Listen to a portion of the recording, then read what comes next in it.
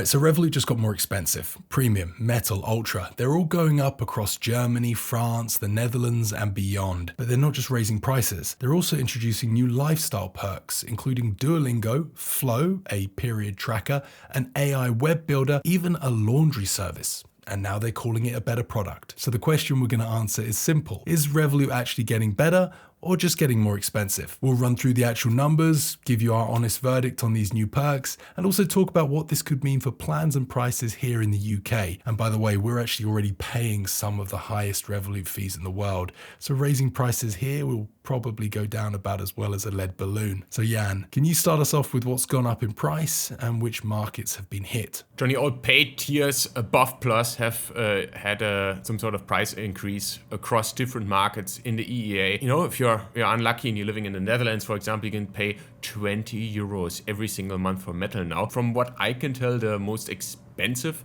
Metal plan that's available at the moment. In general, you can say that Premium and Metal went up by 1 to 2 euros depending on the market, and Ultra went up by 5 euros. Most markets, that's quite harsh. And you know, spending 20 euros on Metal for the Netherlands, and they're not even having Uber One. I'm not sure if you know that, but the Netherlands doesn't have Uber One and Revolut Metal. I'm not sure what to think about that personally. I mean, this reaches a point where I'd ask myself, literally, do I really need that before making a decision?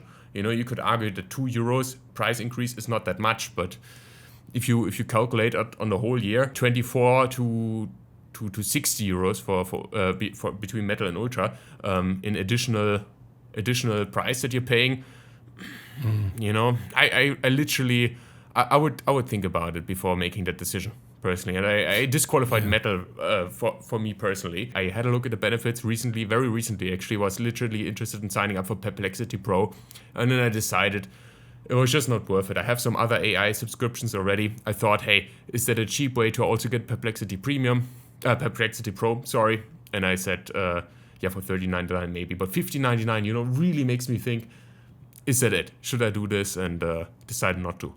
Maybe that's just the German in me speaking, but yeah, not sure if I'm stingy or not, but it's getting expensive. Yeah, it is getting expensive. There's two ways that you can look at it, isn't there? You can either say that, well, Revolut have added benefits.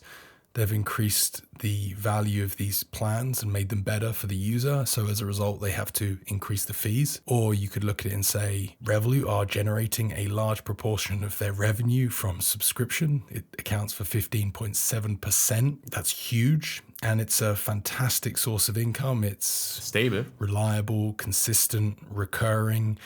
And they're looking to increase that revenue stream, and to justify those fee increases, they've added some benefits. Now, do those benefits justify the fee increase, Jan? Let's start with Duolingo. This one's really quite fascinating. Anybody use Duolingo?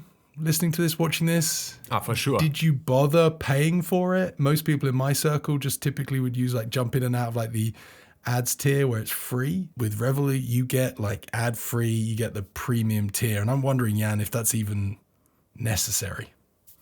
Yeah, for me personally, I also use the free tier, so the paid tier is not necessarily, especially considering it costs 89 euros per month. But if you anyways subscribe to that, and you also have Revolut Premium, now is a good time to just cancel Super Duolingo and switch over to Revolut Premium. Then it makes sense, you know. But besides that, is Super Duolingo a reason to just, standalone reason to switch to Revolut Premium? For me, it wouldn't be. Also wouldn't be for Flo Premium, would it, buddy? Yeah, for me personally, no, not really. I mean, I get it. For 50% of the people, this is probably very, very useful. And from what I heard, Flo is also a very good period app, you know, has good reviews. App Store ratings are nice. I think 4.7 out of 5 stars. People seem to like it. People seem to like the design and some of the features it provides. Good for people that are, you know, trying to track their menstrual cycle, but also everything that comes with that. If they want to maybe make a baby, Flo Premium can help with that. If they don't want to make a baby, Flo Premium can help with that. So it's good for all kinds of things around the period. Great app. Costs 40 euros a year normally. If you already have it, you know, you might as well cancel it and go for Revolut Premium. But is that how many women actually use a paid period app? I'd be curious. If there's any woman listening, please write into the comments. I know my wife just uses the inbuilt Apple health tracking stuff. And that's totally fine, right? That solves the problem. It's free, huh? Yeah. Well, there was one red flag that I was reading. These like period menstrual cycle apps have like a privacy thing where you can have like anonymous mode where your health data is private and it's not shared. If you want to activate this perk through Revolut, you do have to waiver the anonymous mode setting as well. Oh. Which is, that's a bit of a red flag. You're essentially giving up your health data in return for getting access for free. That one's quite interesting. I'd be curious, why is that? They're using that for marketing purposes. Or is that just to authenticate that you actually have Revolut? That could also be a thing. Laundryheap Plus, this arguably has a little bit of a red flag immediately when you see that you get just 10 euros of credit every month, which isn't going to cover a 6 kilo load of washing, which is typically 30 euros and is probably the default setting for most people. The credit does roll over though, Jan, which means within 3 months you could cover that load. But ultimately this just feels like a coupon. Yeah. Right, like a little discount code, essentially. A funnel, really, just pushing you towards spending more money at Laundryheap. When are these kind of subscriptions, laundry service subscriptions, really useful? I guess if you can rely on them regularly and then replace your washing machine. If you can use them 4 times a year for free, is there an actual benefit? Although, I mean, it's more of a nuisance. It's a nuisance, yeah. It's probably nice to have, but maybe if you have something really, really dirty, you can give it to them. I don't know. But besides that, I mean, I'm fine washing my own laundry at home. I've used one of these services once when my washing machine broke down. The ad hoc nature of that means that you may have the credit built up.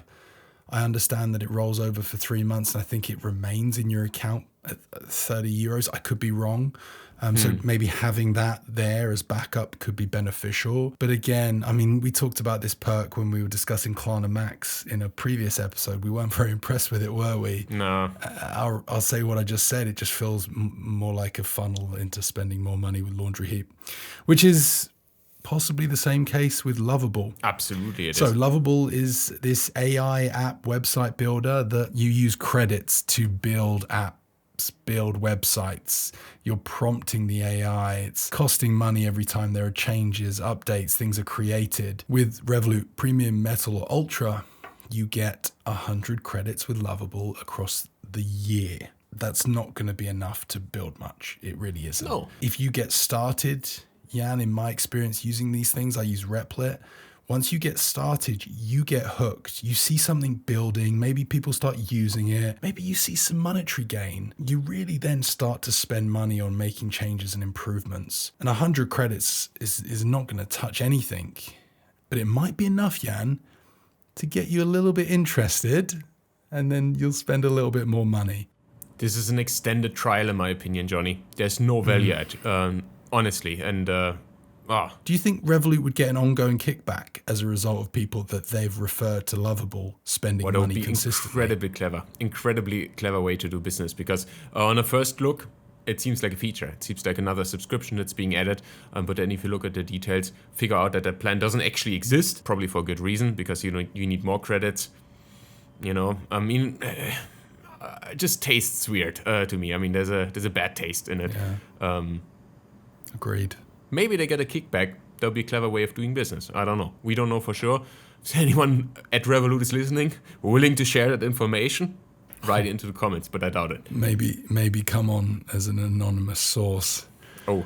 I'd be curious to know how this is all working. There are a couple of benefits that you get with Ultra, like a couple of subscription benefits that are like overwhelming in terms of value. One being like the FT Digital, for example. But a couple of these fall short. And as a means of trying to justify these fee increases, I'm not sure if Laundryheap Plus or Lovable Lite are enough. Possibly Flo Premium for women and Duolingo for those that are really committed to learning a language, but I'm struggling. What about eSIM data, Jan? So Premium's going to get 1 gigabyte, Metal's going to get 3, and Ultra's going to get 5. Global eSIM data available in 100 countries. Is that really useful to someone that's from the EU unless they're going to travel outside of the EU? Well, for travel outside of the EU, it is useful, and it's probably nice to have. And with 3 gigabytes, you can probably do something already. 1 gigabyte feels a little short. Doesn't feel like it's enough for an extended holiday. Why bother? I almost feel like why bother? Yeah, why bother? But 3 gigabytes, to be fair, if you're traveling, let's say you're going to Switzerland for a week, or for a weekend even, that's enough. for most people. At least for me, it would be. Then it's probably nice. Yeah, again, within the EU, you don't need that at all because there's EU roaming. It's free. That's a law, so it's only useful for these travels outside of the EU. And how often do you actually do that every single year? I'd say the average Revolut customer maybe does it twice or 3 times. If you do decide to use your 1 gigabyte of data with your premium membership and it runs out while you're away, Jan, what do you have to do? That's a really good question. We have to top up. You have to top up? Right. Johnny. I mean, it's obvious, but I haven't really thought of that. And if you top up, who gets paid? Who gets paid? Revolut. Revolut gets paid. So when I said it almost feels pointless, all of a sudden you're thinking, well, is it? Because it could be a funnel to spend more money on their eSIM data. Oh, for sure. You could obviously go ahead and purchase a different eSIM while abroad if you run out of data, but most people, realistically, they prefer the convenience of just topping up the existing eSIM and... Interesting perspective to look at. That's a cynic's perspective. I think we could look at this more positively and just say, look, Revolut are just enabling more access to eSIM data, which is a good thing. Showing people what you can do with eSIMs, I think is fantastic. People are tied to expensive carriers using physical SIMs. Also, at the same time, it's important to have a look at this from both perspectives. There is also now security fast track for Ultra users, Jan, but there is arguably a caveat. I don't know, mate. Is this a caveat to qualify for fast track? Got to book it through Revolut, right? Yeah, that seems like you probably would be doing that though, right? If you're an Ultra user, because A, you want to get the accelerated rev points, and B, you want to qualify for the travel insurance, which requires paying for 75% of your trip with your Revolut card. So I think most Ultra users will qualify for that, but that is something to be aware of.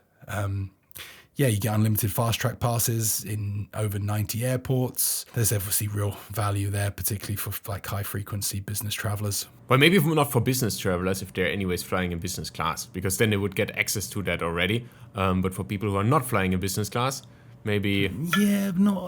Some business travelers probably also fly economy class and do not have a status yet that would allow that for them. Interesting. Good value add in my opinion, for sure. And as someone who is...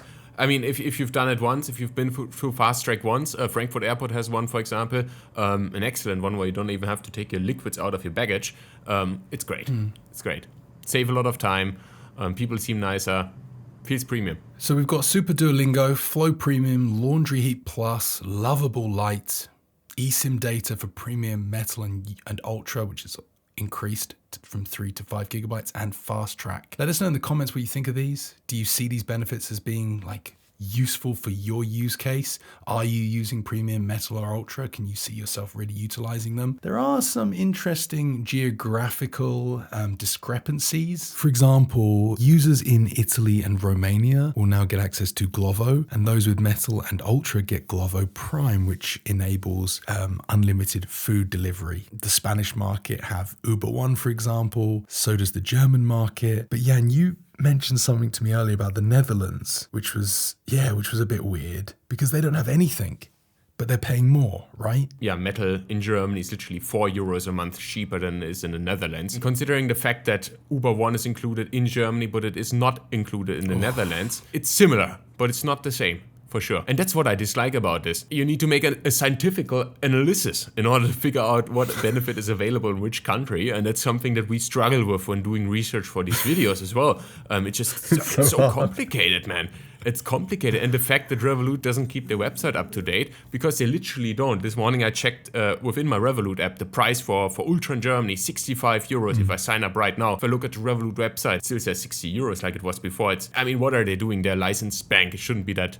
it shouldn't be that difficult to keep your data up to date. I mean, maybe the people in charge of the German website haven't updated it yet. Maybe they're on leave. I don't know, but it shouldn't be like that. And that's actually, it's a big red flag in my opinion. What also is a red flag is the availability of these subscriptions. We've mentioned the laundry perk, right? That's not available in Germany. That's due to the fact that this laundry service doesn't operate in Germany. Okay, it makes sense, right? Yeah. But then you also have in France, you get now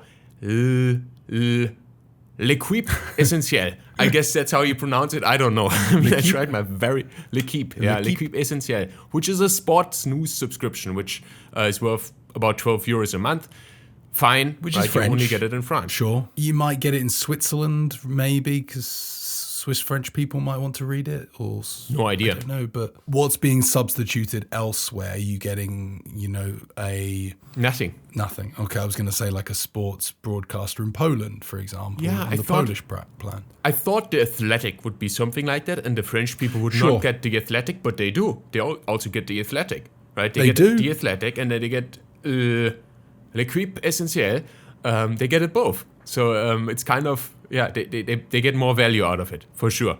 We should speak about which country has the most value when it comes to Revolut. That'll be interesting. And it feels like the French are getting the best deal. Also pay almost the highest price, right? What's that now? $18.99 a month.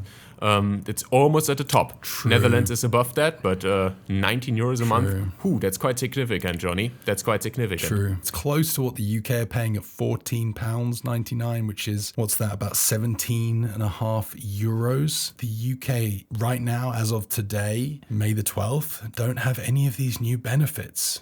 And Not yet. yeah, not yet. And I was going to say, and I don't know whether we'll see a price hike or not. I said this at the beginning. I don't think it'll go down very well. Revolut Metal's already £15 a month. I mean, they'll add new benefits, and to justify it, I'm sure they will do it, Jan. They are taking certain risks with increasing fees, but at the same time, there's very little competition, so they probably think that they can get away with it. I don't know. Sorry. I think maybe the UK will see price increases eventually. Yeah, but I'm not sure. I could see two scenarios. What I'm sure about is that they will add it eventually. These benefits will come to the UK. I'm certain. I would literally bet my money on it. Yeah, they're all available. And then I here, could right? see a scenario where they keep the price, where they just try to increase the value in order to get more people to sign up. That would be a very intelligent way of doing it, because they make these packages, these subscriptions more attractive to users, get more customers in the process. Other scenario would be they just raise the price, try to earn money. More money, right, per customer, which also makes sense. It's a matter of strategy. But I see these two different scenarios. What I'm sure about is the fact that they will add these subscriptions sooner or later. When I edit these videos, I often, when we're talking about Revolut Ultra, Jan, I display all of the different subscriptions on the screen. On the Revolut website, they are individual cards, and I'll put it up for those that are watching. It's actually becoming increasingly harder, Jan, to get it all on one page. I have to zoom out on the website to show all of the different cards because there are so many. Which is a good thing, right? I mean, it's not bad. Sounds like a disadvantage. I want to make the point, though, of saying that, do you think eventually there's a chance that there can be too many? That it can be the paradox of choice, I think it's called. There's a phrase, something around supermarkets and having too much can actually impact revenue. It's better to have less. It's less overwhelming. It's easier for people to pick a couple and make the most of them. They can't continue to increase prices and continue to add benefits, surely. They'll have to remove stuff and to curate. A little bit like the Yonder credit card, right? Yonder don't keep all of the benefits available or all of the partners that you can redeem with. They curate and they bring some in, they take some away, and they make you miss them. I'm not saying Revolut are going to do that, but because you might be quite mad if you're enjoying the Athletic and suddenly it goes away. But do you think there's a chance, Jan, that eventually they have to do something? Can they keep just adding and adding and adding and making this longer and longer? I think they might be able to do that. And I have a feeling that most Revolut customers, they don't use the full spectrum of subscriptions that are available to them. A quick anecdote, I have a friend who's also living close to where I live, and he has Revolut Metal for quite some time. He got that for the fact that he wanted a good exchange rate or something, which is a bad reason to get Revolut Metal in the first place. But, is now. it was his reason. It was his reason to get it, which I somewhat understand. Listened to the marketing, thought he'd sign up, and then I asked him the other day if he could just activate Uber One within his Metal tier for an existing account, or whether he had to set up a separate account, and he had no idea that Uber One was even included. He was like, what? That's included? I'm paying for that separately already, right? So I saved him, I think it was $5.99 in the process by telling him he can just switch it to Metal. And that guy had no idea what other subscriptions were included. And I think some people are just like that. They just don't know.